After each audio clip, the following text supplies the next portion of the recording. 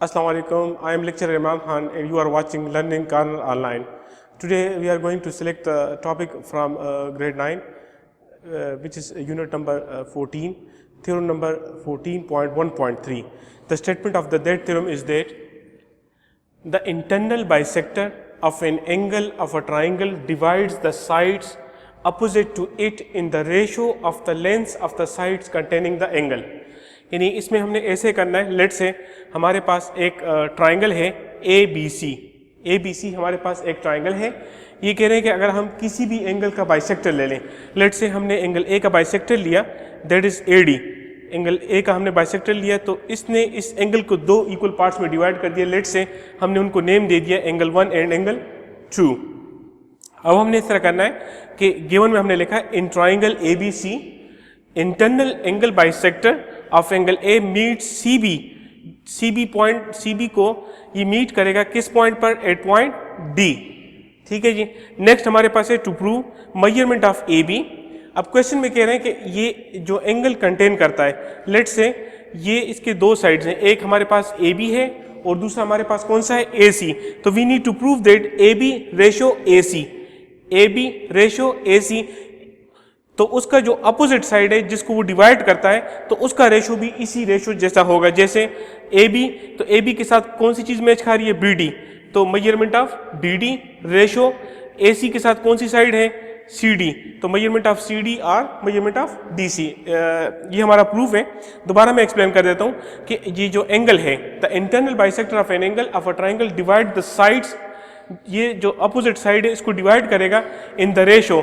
Late से आपने ले लिया B D ratio C D, B D ratio C D equal to the length of the side containing the angle. ये angle जो दो sides को कंटेन करता है, let say A B and A C, then A B ratio A C. Construction में हमने ऐसे किया कि ड्रॉ बी, हमने बी पैरेलल लाइन ड्रॉ किया according to what, according to A D, यानी A D and E B, these are called what, parallel lines. Construction draw B parallel to, ये sign represent करता है parallel lines को, to meet C A, जो कि सी ए को meet करेगा किस पॉइंट पर, एट पॉइंट ई। अगर इसको हम प्रोड्यूस कर दें, आगे तक बढ़ा लें तो ये ई पॉइंट पर इसको क्या करेगा, मीट करेगा, and then join E to B. Is it clear? Now इसका जो थ्योरम का जो मोस्ट इंपॉर्टेंट पार्ट है that is proof.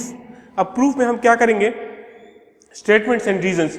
B E is parallel to D A, B E is parallel to D A, then and A E C, E C, E C intersect them, so angle 1 is equal to angle 3। Angle 1 and angle 3 आपस में क्या होंगे, equal होंगे। क्यों? Because corresponding angles, corresponding angle के through पर। Late से यहां पर थोड़ा सा मैं एक डायग्राम ड्रा कर देता हूं आप लोगों के लिए। ये अगर हमारे पास एक लाइन है, ये हमारे पास दूसरी लाइन है, लेट से ये L1 है और ये L2 है, ये L3 इसके ऊपर आ रहा है, दैट इज व्हाट, तो हम कह सकते हैं कि L3 जो है ये ट्रांसवर्सल लाइन है, L1 और L2 आपस में क्या है, पैरेलल लाइंस हैं। तो याद रखें कि यहाँ पर जो एंगल होगा, लेट से मैं इसको नेम दे दूँ ए का, इसको मैं नेम दे दूंगा एंगल बी का, तो हम कह सकते हैं कि angle A is equal to angle B. इनको कॉरस्पॉन्डिंग एंगल्स कहते हैं। कौन से एंगल्स कहते हैं, corresponding angle. Angle A angle B के इक्वल होगा। लेट से अगर यहाँ पर एंगल होगा तो वो इसके इक्वल होगा, अगर यहाँ पर एंगल होगा तो वो इसके इक्वल होगा, और यहाँ पर नीचे जो एंगल होगा वो इसके इक्वल होगा। These are called what, corresponding angles. तो अकॉर्डिंग टू, तो हमने कहा कि E C intersect them, so measurement of 1 is equal to measurement of 3। ये हमारे पास कौन से एंगल्स आ गए जी, कॉरस्पॉन्डिंग एंगल्स आ गए। सिमिलरली अगर आप देखें तो B is parallel to, B is parallel to D A and A B intersect them. अब यहाँ पर हम ए बी के अकॉर्डिंग टू ले लेते हैं। तो यहाँ पर याद रखिएगा, अगर लेट से यहाँ पर हमारे पास एंगल सी है तो angle C is equal to angle B. These are called what, alternate angles. अगर यहाँ पर जो एंगल होगा, लेट से यहाँ पर F है और यहाँ पर क्या है, G है, तो हम कह सकते हैं कि angle F is equal to angle G। तो these are called what, these are called alternate angles.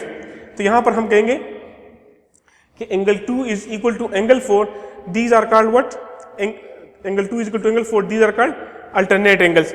Now अगर हम यहाँ पर देखें, स्टार्ट में हमने जब ट्राइंगल बनाया था ABC, तो उसमें हमने ये एंगल ए जो है AD ये इसका बाइसेक्टर है, तो जब बाइसेक्टर होगा तो डेफिनेटली अगर ये टोटल एंगल हमारे पास 60 डिग्री है तो 30 डिग्री ये हो जाएगा, 30 डिग्री ये हो जाएगा। तो ये बात हम कर चुके हैं गिवन है हमें, तो एंगल 1 और एंगल 2 आपस में सेम होंगे क्योंकि हमने इसका बाइसेक्टर ड्रा किया, हमारे पास गिवन में था। तो angle 1 is equal to angle 2 that is given. अब from 1, 2 and 3 we conclude that measurement of 3 is equal to measurement of 4। How?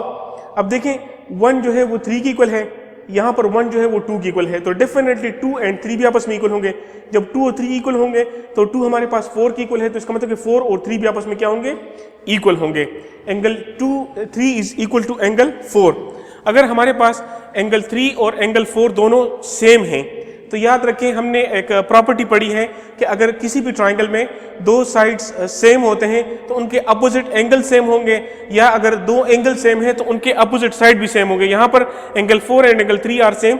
ये इस तरह का थ्योरम हम कर चुके हैं चैप्टर 10 का सेकंड थ्योरम, यूनिट नंबर 10 का, इसी ग्रेड 9 का जो सेकंड थ्योरम। तो उसकी स्टेटमेंट कुछ इस तरह थी कि if two angles of a triangle are congruent then the sides opposite to them are also congruent. यहाँ से पता चल रहा है कि अगर हमारे पास लेट्स से हम कहते हैं 3 and 4 इक्वल हैं, अगर 3 और 4 इक्वल हैं तो इनके अपोजिट साइड्स भी आपस में क्या होंगे? इक्वल होंगे या कॉन्ग्रुएंट होंगे। तो एंगल 3 का अपोजिट साइड कौन सा हमारे पास? AB, और एंगल 4 का अपोजिट साइड हमारे पास कौन सा है? AE। तो AB is congruent to AE।